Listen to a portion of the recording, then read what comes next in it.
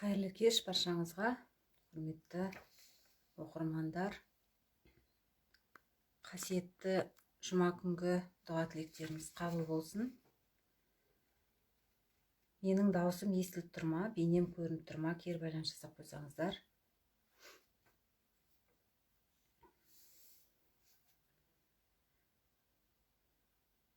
Даусым естіліп тұр ма? Өткенде эфирге шыққан кезде ораза туралы айтыңызшы деп сұраған болатынсыздар. Сол үшін бүгін ниеттеніп қасиетті жұмаға орай келе жатқан оразаға байланысты ораза туралы эфир өткізейін деп ниеттеніп отырмын. Иншалла сіздерге де бәрімізге қайырлы білім болсын деп тілеймін, берекелі болсын деп тілеймін. Даусым естіліп жатса, маған плюс белгісін қойып қойсаңыздар екен, ханымдар, өтініш, кері байланыс жасап, бейнем көрініп тұр ма? Интернет кешке қарай нашар ұстайды, соған тексеріп алайын. Плюс белгісін қойып қойсаңыздар. Сәлематсыз ба, Жеміскүл ханым? Даусым естіліп тұр ма? Бейнем көрініп тұр ма? Қайырлы кеш, қайырлы кеш. Жақсы, рахмет. Алла разы болсын, естіліп тұр екен. Онда бісміллә деп бастай берейін, адамдар қосыла жатар. Ораза туралы айтайын деп жатырмын. Енді Құдай қаласа 23 наурызда ораза басталғалы тұр. Оразаны біз 5 парыздың бірі деп білеміз.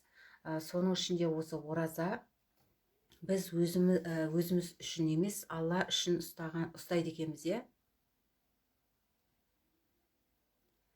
Қазір сұрақтарыңызға жауап берем, Жеміскүл ханым. Эфирдің аяғына дейін болыңыз, сұрағыңызға жауап берем, иншалла.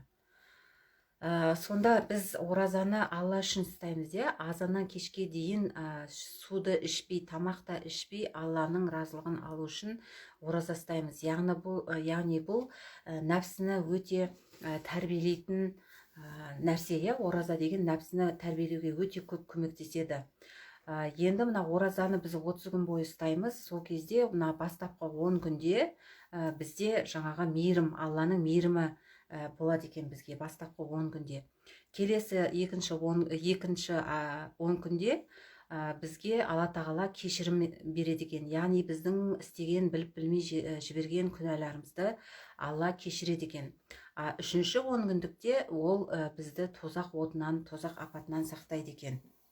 Енді қараңыздар, біз осы ораза ұстаған кезде көп адамдар бірінші ниетті туырлап аламыз. Ниетті туырлап, жаңағы өзінің айтылатын дұғалары бар. Таңертең сәресінде, кешке ауыз ашқанда айтылатын дұғаларды айтып, Алла үшін ораза ұстасақ, иншалла оразамыз қабыл болады. Мысалы бізде 5 парыз бар, сол 5 парыздың бірі осы ораза. Осы оразаның жаңағы ақсын және қақсын Алла тағала өзі береді екен. Өйткені біз басқа парыздар оңай жеңіл орындалса, мынау ораза деген енді бұл нәпсі ғой, және бұл тамақтан, судан өзін ұстайтын болғаннан кейін бұның жаңағы сүйіншісін, қақсын Алла өзім берем деп айтады екен. Енді қараңыздар, оразаның нәпіл ораза деген бар. Нәпіл ораза бұл дүйсенбі және бейсенбі күндер ұстайтын ораза. Бұрын осы күндері пайғамбарымыз ораза ұстаған екен. Бұл не үшін ұстайтын ораза? Бұл ораза бізді жаңағы амал әрекетіміздің, жақсы жасап жатқан игі істеріміздің Алла тағалаға жаңағы көрсететін іс әрекетіміз болып саналады екен. Осы кездерде де ораза ұстасаңыздар болады. Және осы ауыз бекітіп атқанда және ауыз ашқан кезде дұға тілектер қабыл болады екен. Сонда біз кешке кейбір кезде пендешілікке салынып ауыз ашуға асық кетеміз, тамақ ішуге асығамыз. Бірақ сол кезде асықпай тұрып, жаңағы өзімізге ең қажетті дұғаларды Алладан шынайы сұрасақ, онда сол әсер етеді екен. Енді мен сіздерге оразаның тағы да қасиеттерін айтатын боламын. Оразада, мысалы, сіз ораза ұстаған кезде келесі оразаға дейін сіздің барлық күнәларыңыз кешіріледі екен. Енді біз пенде болғаннан кейін барлығымыз күнә жасаймыз, әсіресе тілмен күнә жасаймыз. Пенде болғасын айтып қойып жатамыз, сөйлеп қойып жатамыз. Сол 99 пәленің 9-ы тілден деп айтама. Сондықтан біз тілден жасаймыз көп қателік күнәларды. Соның барлығын Алла иншалла кешіреді екен. Және ораза бұл қиямет күнінде мұсылмандардың шапағатынан болады екен, шапағатшысы болады. Және де мына ораза күнінде Құран кәрімде Аллахтың құлы үшін шапағат етеді деген хадис бар екен. Қиямет күнінде ораза және Құран кәрім Аллахтың құлы үшін шапағат етеді деген хадис бар екен. Яғни бұның өте құндылығы жоғары. Енді сіздерге айтайын деп отырғаным, бүгін ораза туралы айтып жатырмын. Енді кім қаншалықты ораза ұстап жүр, қанша уақыттан бері ұстап жүр, осы жерде кері байланыс жасасаңыздар болады. Және де ораза ұстаған кезде қандай нәрселерді жасауға болады, қандай нәрселерді жасамауға болады, сол туралы сұрақтар болса қойсаңыздар болады. Мен енді діни ұстаз емеспін, бірақ та біраз жыл ораза ұстап жүргеннен кейін өзімнің білгеніммен бөлісетін боламын. Бөлісу үшін шығып ниеттеніп отырмын. Ораза ұстаған кезде ырыс береке кіреді, ырыс берекенің қадірін білдіреді.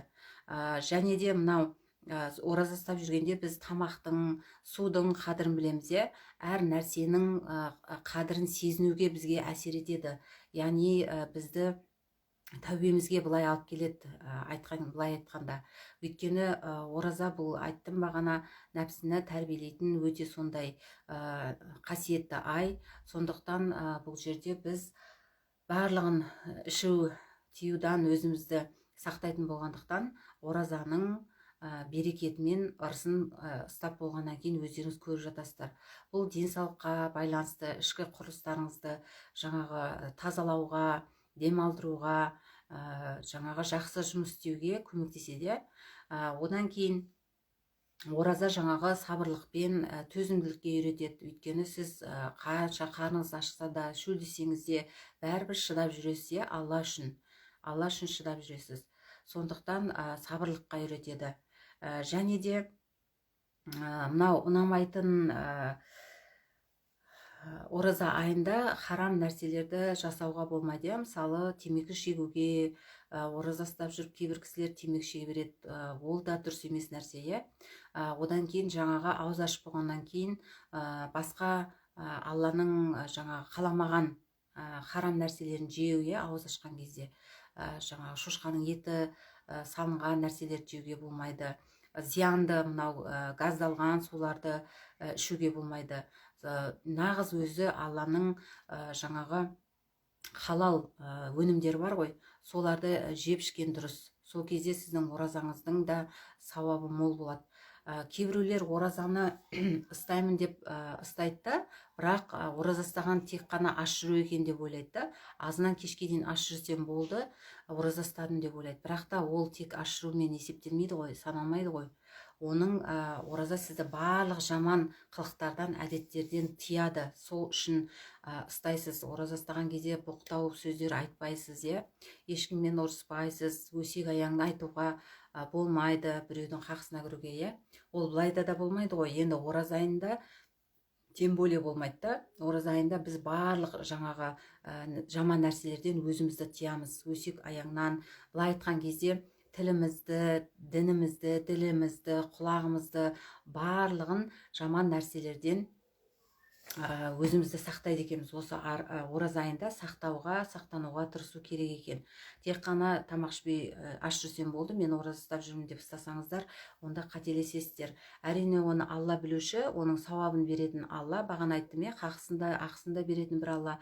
Дегенмен де сіздер соны саналы түрде келіп ұстауларыңыз керек та оразаны. Сосын айтайын дегенім тағы да, ораза арабша мысалы ас-саум деген мағынада екен да, қазақшасын аударған кезде ол өз нәпсісін тыю, жаманнан алыстау деген мағынаны білдіреді екен. Яғни оразаның өзінің аты айтып тұр екен, бізге не үшін ораза ұстау керек екен. Сосын тағы да айтатыным, біз жаңағы ораза айт деп, ораза біткеннен кейін айт басталады ғой, сол ораза айт кезінде біз қуанған кезде Алла періштелерге айтады екен, осы құлдың сүйіншісін өзің бер, күнәларды кешірілді деп айт деп. Сол кезде күнәлар кешірілген кезде бізге Алладан қуаныш сезімі келеді екен өзіміздің бойымызға. Яғни қуансақ егерде, онда ол Алланың сүйіншісі деп түсінсеңіздер болады екен. Одан кейін тағы да айтатын нәрсе, ораза ашқан кезде, жаңа айттым иә, ауызды ашып жатқан кезде, кешке дұға қылған кезде сол дұғалар ешқашан кері қайтарылмайды деп айтылған. Яғни біз тек қана тамақ ішуге асықпай, сол оразаны ауызды ашар кезде әбден ниеттеніп дұғамызды айтып болғаннан кейін, бізге қандай нәрсеге мұқтаж болып жүрміз, қандай нәрсені жанымыз қалап жүр, соны Алладан сұрау керек екенбіз. Сол кезде сол дұғалар иншалла қабыл болады екен. Жалпы айтады ғой, жаңағы сәждеде жатқанда, Меккеге барып Қағбаның алдында тілеген дұғалар, сәждеде дұғалар, одан кейін мынау ораза ауыз ашып жатқанда, сәресін бекітіп жатқанда айтылатын дұғалар қабыл болады екен. Қайырлы кеш, Шакира ханым, қалыңыз қалай? Бүгін мен сіздермен ораза туралы білгенімен бөлісіп жатырмын.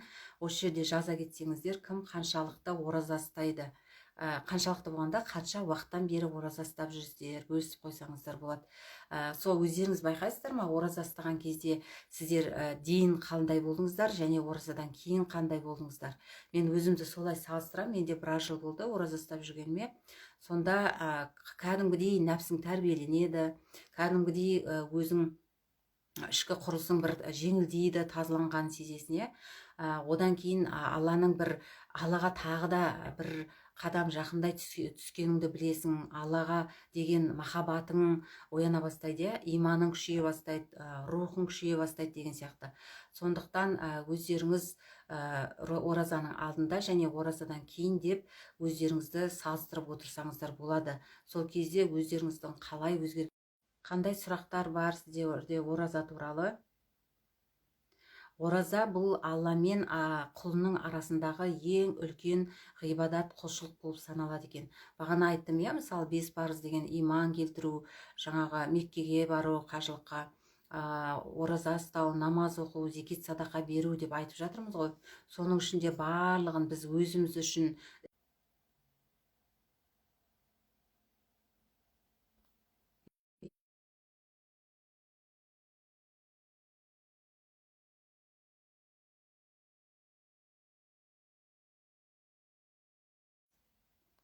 кешірім сұраймын, эфирім интернетім нашар болып қатып қалып жатыр. Кешірім сұраймын сіздерден. Қазір дауысым естіліп тұр ма? Жаңа эфирім қатып қалды, сосын көрсетпей қалды. Қайырлы кеш, Динара ханым, қалайсыз?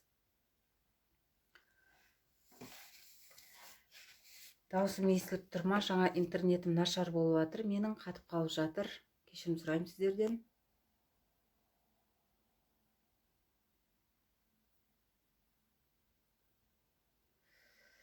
Ораза туралы сіздердің сұрақтарыңыз бар ма? Енді менің айтып отырғанымды көп адамдар білуі мүмкін, бірақ та мен соны білсе де қайталау болсын, қайталау білім анасы деген сияқты өзім сіздермен білгенімен бөліскім келді. Ораза туралы сұрақтар болса қойсаңыздар болады. Жаңағы Жеңіскүл ханым ба, Жәмила ханым ба бір сұрақ қоям деп жатыр еді. Сұрақтарыңыз болса қойыңыздар.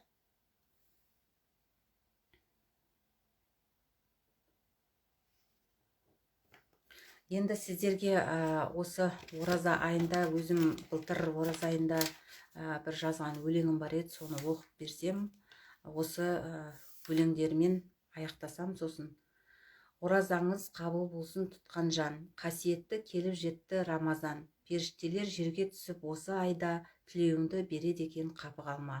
Ораза тек аш жүру емес әсте, ниет туырлап Аллаға құлшылық істе, жаман боқтық сөзден аулақ ұстап, рухани байып өзіңді сен құрметте. Садақа бер, сауап жаса, жақсылық істе, ерте тұрып сәлеңді ішіп ниет түзе, ауызашар жасап адамдарға көңіл бөліп, бір айы бойы тазарып денсаулық түзе. Ораза айлардың төресі ғой, ауыз бекітіп бәріміз жүреміз ғой. Оразада тәубемізге келеміз ғой, Алланың кереметін сеземіз ғой. Осындай ораза ұстап жүрген кезінде бір өлең жазған болатынмын, соны сіздермен бөлістім мейірім махаббатпен.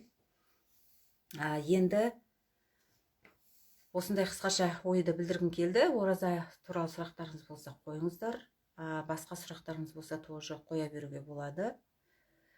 Сұрақтарыңыз болмаса, онда мен эфирімді аяқтаймын. Сұрақ болса қойыңыздар. Сұрақтарыңыз бар ма, ханымдар?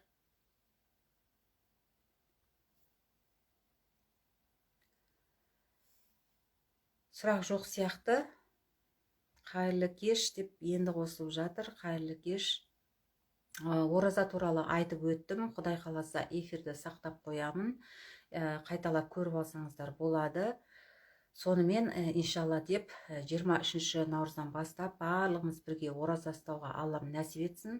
Сол ораза ұстайтындай бізге Алла күш қуат берсін, денсаулық берсін. Өйткені денсаулық болмаса біз оразаны ұстай алмаймыз. Сондықтан барлықтарыңызға Алла тағала күш қуат, мықты денсаулық берсін. Ораза ұстауға нәсіп етсін деп тілеймін сіздерге. Қасиетті жұма күні дұға тілектер қабыл болсын. Келесі эфирде кездескенше сау, саламат болыңыздар.